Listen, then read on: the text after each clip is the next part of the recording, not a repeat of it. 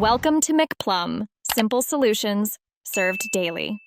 In this video, I will compare CBD vs CBG full comparison.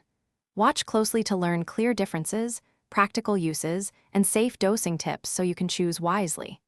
I will explain how each cannabinoid affects mood, inflammation, and sleep, describe typical dosing ranges in milligrams, and highlight product formats to consider.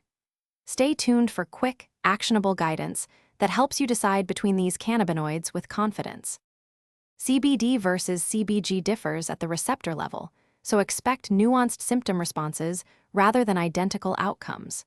CBD commonly eases anxiety and supports sleep pathways, while CBG may target inflammation, appetite, and certain bacterial strains. I will describe which systems each cannabinoid modulates and why that matters for everyday use. This section clarifies mechanisms so you can match a cannabinoid to your goals, whether relief, recovery, or general wellness. If you are finding this video helpful, subscribe and like so you don't miss future comparisons. Quick recommendation: I use leak-proof meal prep containers that make dosing and portioning easier when planning supplements or meals.